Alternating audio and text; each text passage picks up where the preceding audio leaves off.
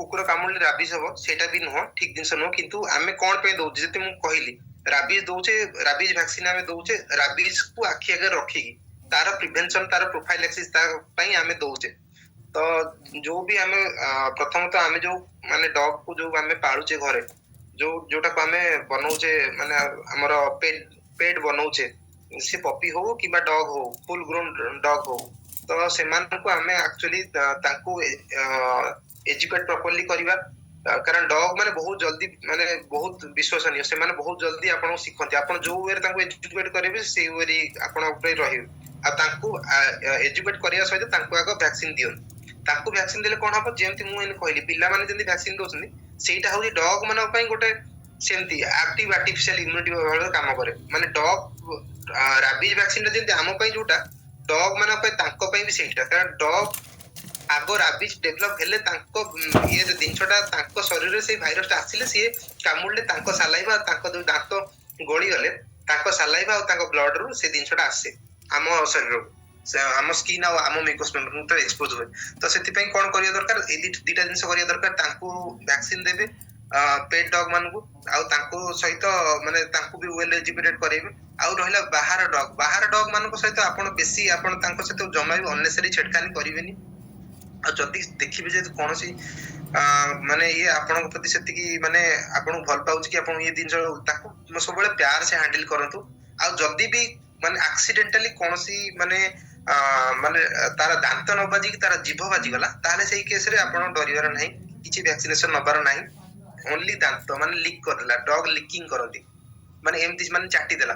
ଆଉ ଯଦି ଦାନ୍ତ ଗଳିଗଲେ ତିନିଟା ଟାଇପ୍ସ ଆସିବ। ଗୋଟେ ଛୋଟ ଜଷ୍ଟ ଦାନ୍ତ ଗଳି ଯାଇଛି, ଟିକେ ସ୍କ୍ରାଚ ହେଇଯାଇଛି, ଆଉ ଟିକେ ଡିପଲି ଗଳି ଯାଇଛି, ରକ୍ତ ବାହାରିଛି, ଆଉ କିନ୍ତୁ ଅଳ୍ପ ଇଏ ଅଛି। ଆଉ ଗୋଟେ ପୁରା ସିଭିୟର ଡିପ୍ ହେଇଛି, ମାନେ ବହୁତ ଡିପ୍ ଦାନ୍ତ ଗଳି ଯାଇଛି। ସେଇ କେସରେ ଆମକୁ ମାନେ ମାଇଲ୍ଡ, ମଡରେଟ, ସିଭିୟର ତିନିଟା କେସରେ ଆମକୁ ରାବିଜ ପାଇଁ ଆମକୁ ଇଞ୍ଜେକ୍ସନ ନବାକୁ ପଡିବ। ମାଇଲ୍ଡ ପାଇଁ ଆମେ ପୁରା ଫୁଲ କୋର୍ସ ଦଉନା, ଆମେ ଓନ୍ଲି ଦିଟା ଏବେ ଗାଇଡଲାଇନ ଚେଞ୍ଜ ହେଇଛି। ଏବେ ଡେ 0 ଆଉ ଡେ 7 ରେ ଆମେ ଦିଟା ଇଞ୍ଜେକ୍ସନ ଦେଇକି ମାନେ ଇଏ କରିପାରିବା। କିନ୍ତୁ ମଡରେଟ ଆଉ ସିଭିୟର ମାନେ ଦାନ୍ତ ବାଜିଛି ଆଉ ଟିକେ ରକ୍ତ ବାହାରିଛି ମାତ୍ର ଆମେ ପୁରା ଫୁଲ ଗ୍ରୋନ୍ ମାନେ ଦଉ। ସେଟା ବହୁତ ଡିଫରେଣ୍ଟ ରେଜିମେନ୍, ବହୁତ ଫର୍ମୁଲେସନ ଆସେ। କୋଉ ଜାଗାରେ 4ଟା ଇଞ୍ଜେକ୍ସନ ଦିଆଯାଏ, କୋଉ ଜାଗାରେ 5ଟା ଇଞ୍ଜେକ୍ସନ ଦିଆଯାଏ। ସେଟା day 0, day 7, day 14, day 21, day 28। ଯଦି 5ଟା ରେଜିମେନ୍ ଦଉଛେ ପୁରା 7 ମଲ୍ଟିପ୍ଲାଏ କରି ଚାଲିବେ, ଡେ 0, 7, 14, 21, 28। ଆଉ ଯଦି 4ଟା ରେଜିମେନ୍ ଦଉଛେ, day 0, day 7, day 21, day 18, day 28। 14 ବାଲା ଯୋଉ ଡେଟା ସେଟା ଆମେ ଓମିଟ୍ କରିଦଉଛୁ। ତ ଇଣ୍ଡିଆରେ 4ଟା ରେଜିମେନ୍ ବାଲା ଚାଲିଛି, ତ ସେଇ ହିସାବରେ ଆପଣ ନେଇପାରିବେ।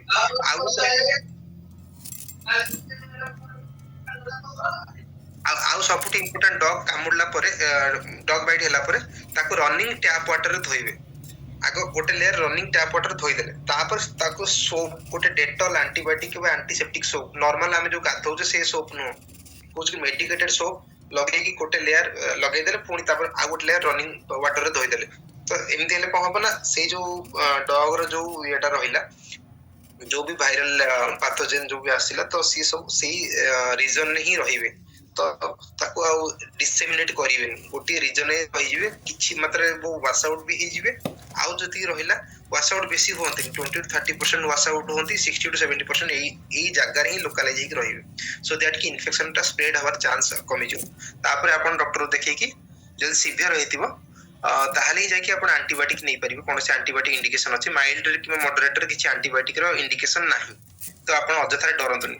ଆପଣଙ୍କୁ ଯଦି ମାନେ ଲାଗୁଛି ଯେ ଯଦି ମାନେ ଖଣ୍ଡିଆ ହେଇଯାଇଛି, ରକ୍ତ ବାହାରୁଛି କରିକି, ଆପଣ ସେଇ ଜାଗାରେ ଛୋଟ ଡ୍ରେସିଂ କପଡା ତାକୁ କଭର କରିବେନି, ଜମା ତାକୁ ଭୁଲରେ କଭର କରିବେନି, ତାକୁ ସବୁବେଳେ ଓପନ ଛାଡିବେ, ବୁଝିପାରିଲେ।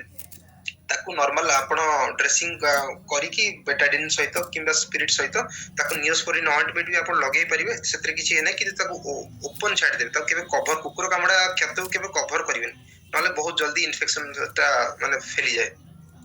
ତ ଏଇ ସବୁ ଜିନିଷ ଆପଣ ଛୋଟ ଜିନିଷ ୟାଦ ରଖନ୍ତୁ।